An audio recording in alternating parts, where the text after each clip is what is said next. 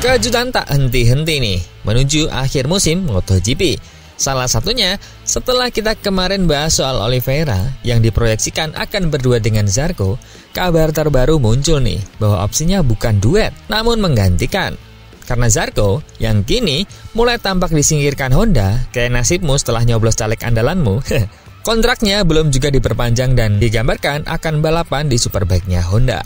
Waduh, MotoGP akan kehilangan pembalap potensial nih, mengingat dia baru saja menang di Prancis.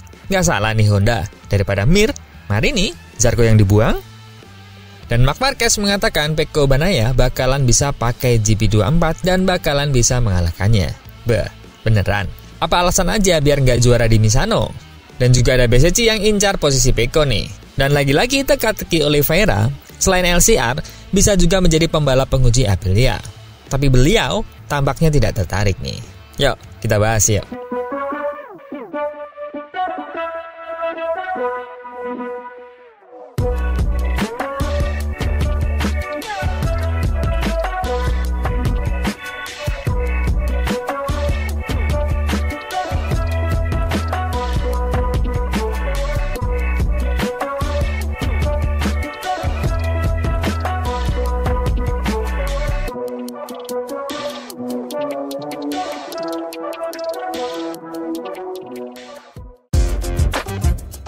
Dalam sebuah perkembangan mengejutkan yang mengguncang dunia balap MotoGP, masa depan pembalap asal Prancis Johann Zarco kini berada dalam ketidakpastian.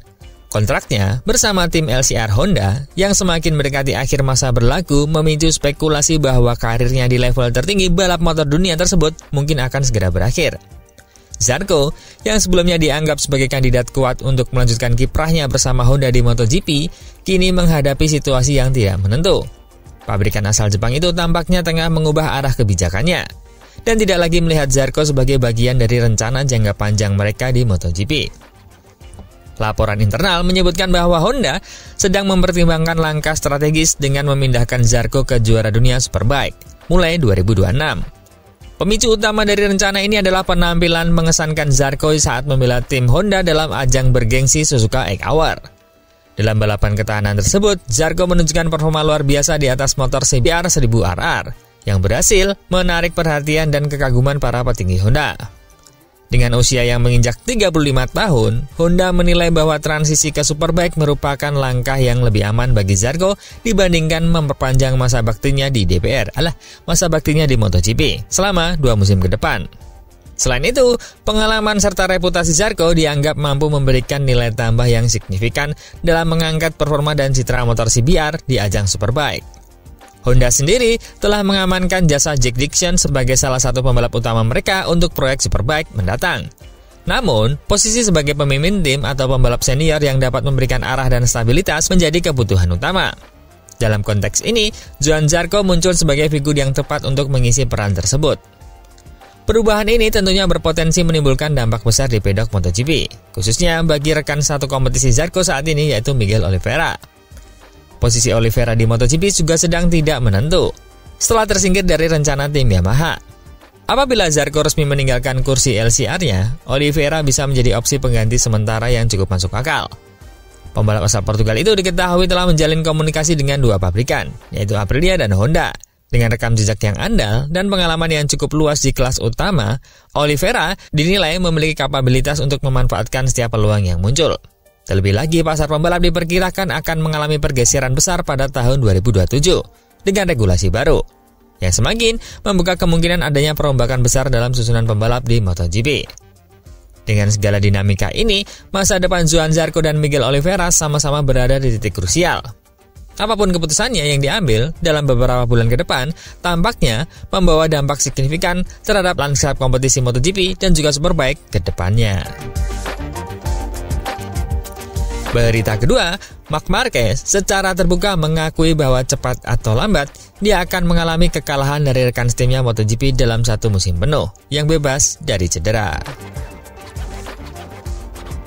Meskipun hal itu belum pernah terjadi sepanjang karirnya, dan tampaknya tidak akan pernah terjadi pada musim 2025, Marquez menyatakan bahwa itu adalah proses alami dalam dunia balap. Sejak debutnya di kelas utama pada 2013, Marquez selalu unggul atas rekan setimnya di Honda. termasuk nama-nama besar seperti Pedrosa, Jorge Lorenzo, Pol Espargaro, hingga Joan Mir. Satu-satunya musim di mana hal itu tidak dapat dibuktikan secara penuh adalah pada 2020, ketika dia absen sepanjang musim karena cedera dan gagal bersaing dengan adiknya Alex Marquez. Namun, saat keduanya menjadi rekan satu tim di Gresini tahun lalu, Marc tetap menunjukkan dominasinya. Kini, tantangan lebih besar datang dari Pecco Bagnaia, juara dunia MotoGP 2 kali yang menjadi rekan satu timnya di tim pabrikan Ducati musim 2025. Meskipun keduanya sempat saling berhadapan dalam sejumlah balapan pada musim sebelumnya, tahun ini Marquez tampil jauh lebih unggul. Bagnaia sendiri mengalami kesulitan dengan masalah pengereman dan kontrol masuk tikungan di motor Ducati GP25-nya. Sementara Marc Marquez tampil dengan sangat dominan, memenangi 14 balapan berturut-turut dan menciptakan selisih poin yang sangat mencolok. Saat ini, Marquez memimpin klasemen dengan keunggulan 175 poin atas Bagnaia dalam perebutan gelar juara dunia. Satu-satunya kemenangan Bagnaia di musim ini adalah ketika di Amerika setelah Marc Marquez mengalami kecelakaan saat memimpin balapan. Sementara itu, satu-satunya kekalahan Marc Marquez dari Bagnaia dalam balapan yang diselesaikan keduanya adalah terjadi di Jerez, itu pun setelah Marc Marquez terjatuh di awal balapan dan harus kembali mengejar dari belakang. Bagnaia bahkan belum kembali naik podium dalam 3 putaran terakhir. Marquez mengakui kekalahan dari rekan timnya adalah hal yang pasti. Dalam sesi wawancara pada akhir pekan balapan di Balaton Park, Marc Marquez memberikan tanggapannya soal dominasi terhadap rekan-rekan timnya sepanjang karirnya. Saya tidak bisa menjawab secara jujur bagaimana rasanya dikalahkan rekan satu tim. Karena sejak awal karir saya di MotoGP hingga hari ini, saya selalu unggul. Jadi, saya belum memiliki pengalaman itu. Namun, dia menambahkan dengan tegas, saya akan merasakannya suatu hari nanti, karena itu proses alami. Akan datang seorang yang mampu mengalahkan saya dengan motor yang sama. Saya ingat ketika baru saja tiba di MotoGP, saya membuat beberapa kesalahan saat balapan hari Minggu karena berusaha mengejar Dani Pedrosa. Rekan tim selalu menjadi tekanan tambahan, tapi juga menjadi motivasi ekstra. Situasi ini mengingatkan pada masa keemasan Valentino Rossi yang berhasil mengalahkan seluruh rekan timnya selama periode 2000 hingga 2012, asalkan dalam kondisi bugar. Namun, dominasi Rossi akhirnya berakhir saat Jorge Lorenzo membalikan keadaan setelah Rossi kembali ke Yamaha. Marquez tampaknya menyadari bahwa dominasinya pun akan berakhir pada waktunya. Meski hasil menunjukkan dominasi Marc Marquez, dia menilai performa Bagnaia tidak bisa diremehkan dan lebih dekat daripada yang terlihat di atas kertas. Saya pikir, Pecco cukup cerdas dan berpengalaman untuk menyerap situasi ini. Dia sudah 2 kali juara dunia. Jadi saya rasa tekanan dari rekan tim bukan masalah utama baginya. Dalam balapan MotoGP, kehilangan kepercayaan diri membuat Anda kehilangan 0,030 hingga 0,040 detik di setiap pengereman. Itu bisa menjadi 2/10 detik per lap. Dia menambahkan, saat ini Pecco sedang berada dalam proses membangun kembali kepercayaan dirinya. Tapi, seperti yang kita lihat di Austria, dia menjadi yang tercepat pada hari Jumat. Jadi saya yakin Pecco akan kembali ke performa terbaiknya cepat atau lambat. Soal GP24, satu isu yang masih mengemuka adalah keluhan Bagnaia soal pengendalian motor GP25 yang berbeda dengan GP24. Motor yang membawanya menjadi penantang gelar juara dunia musim lalu. Bagnaia sebelumnya sempat mengindikasikan keinginan untuk kembali menggunakan GP24, namun merasa hal itu tidak mungkin dilakukan. Tapi, Marc Marquez mengklarifikasi, para pembalap pabrikan, jika kami menginginkan GP24, berdasarkan pemahaman saya dari teknisi, kami bisa memilikinya. Motor yang kami gunakan saat ini memiliki spesifikasi yang sangat mirip. Berita ketiga, ada BCC yang incar posisi Bagnaia nih. Dalam rangkaian balapan penuh ketegangan di Balaton Park, Hongaria, Marco Bezzecchi kembali menunjukkan konsistensinya dengan finish di podium, sekaligus memangkas jarak dengan Pecco Bagnaia dalam klasemen kejuaraan dunia MotoGP. Kini, selisih keduanya terpaut 31 poin. Hasil dari performa cemerlang Bezzecchi dalam beberapa balapan terakhir, termasuk kemenangan gemilang di Silverstone. Dalam pencapaian 5 podium beruntun, Bezzecchi yang kini membela tim Aprilia semakin menegaskan dirinya sebagai salah satu kekuatan besar di pedok MotoGP. Konsistensi dan kecepatan yang ditunjukkannya membuat rivalitas perebutan posisi puncak klasemen semakin terbuka lebar. Di Grand Prix Hungaria, Bezzecchi tampil luar biasa dengan memimpin jalannya balapan selama 10 lap pertama. Meskipun akhirnya harus puas finish di posisi ketiga. Hasil ini tetap patut diapresiasi, mengingat persaingan ketat yang melibatkan nama-nama besar seperti Marc Marquez yang keluar sebagai pemenang dan Pedro Acosta yang finish di posisi kedua. Sebaliknya, Pecco Bagnaia menghadapi akhir pekan yang sulit. Finish di posisi ke-9 membuatnya kehilangan banyak poin krusial. Sehingga, dalam 3 balapan terakhir, Bezzecchi telah berhasil memangkas selisih poin dari Bagnaia sebanyak 36 poin. Perkembangan ini menempatkan Bagnaia dalam tekanan besar sekaligus membuka peluang bagi Bezzecchi untuk melaju lebih jauh dalam perebutan gelar. Menariknya, selisih 31 poin yang kini memisahkan Bezzecchi dan Bagnaia masih berada di bawah jumlah maksimal poin 37 yang bisa diraih dalam satu akhir pekan balapan.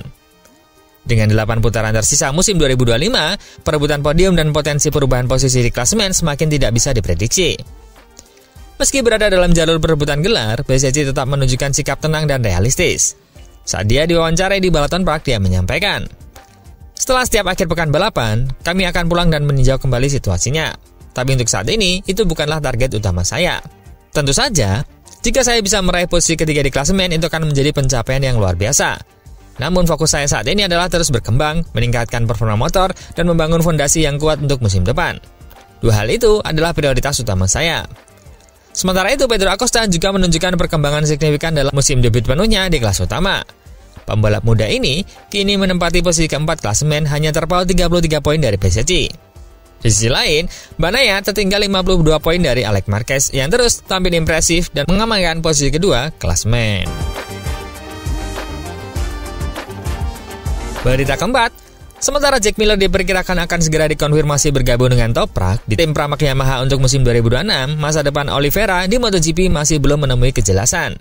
Pembalap asal Portugal itu kini dikaitkan dengan kemungkinan kembali ke Aprilia dalam peran sebagai pembalap penguji. Oliveira, pemenang 5 balapan MotoGP bersama KTM, sebelumnya menghabiskan 2 musim bersama RSGP Aprilia melalui tim RNF yang kini menjadi Trackhouse Racing. Hasil terbaiknya selama periode tersebut adalah finish di posisi keempat sebelum memutuskan pindah ke Yamaha pada musim ini. Namun, perjalanan musim di 2025 bersama Yamaha sejauh ini berjalan sulit, dengan finish terbaik di posisi ke-12 saat Grand Prix Hungaria Balaton Park kemarin.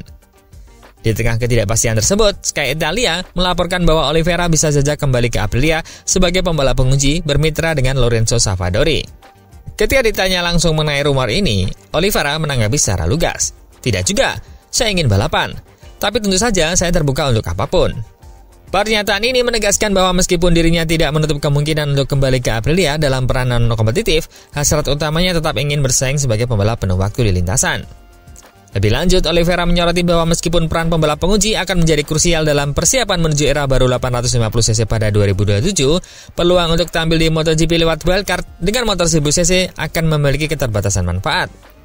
Anda tidak benar-benar tahu apa rencana pengembangan dan jadwal wildcard untuk musim depan, terutama karena apa gunanya tampil sebagai wildcard jika motornya akan berbeda untuk musim 2027. Jadi saya tidak tahu, ini masih spekulasi. Tapi kita lihat saja nanti. Mungkin minggu depan ada kabar baru dan dari situ kita bisa lanjutkan. Sementara itu, sejumlah kursi pembalap untuk musim 2026 memang belum diumumkan secara resmi. Namun, kesepakatan untuk beberapa nama seperti Jack Miller, Luca Marini, Franco Morbidelli, dan Diogo Moreira disebut tinggal menunggu formalitas. Yamaha yang kehilangan Moreira kabarnya juga mempertimbangkan Manuel Gonzalez awalnya. Tim pabrikan monster Yamaha, Fabio Quartararo dan Alex Rins dipastikan tetap menjadi andalan utama, dan Diego Moreira sendiri diketahui akan bergabung dengan Honda. Tapi yang masih menjadi misteri adalah LCR. So, Pak Dr. Gigi, apakah akan masih balapan dengan MotoGP, jadi pembalap penguji atau pembalap superbike? Masih ditunggu keputusannya. Atau buka praktek aja di klinik Dr. Tompi. Lah, kok Tompi?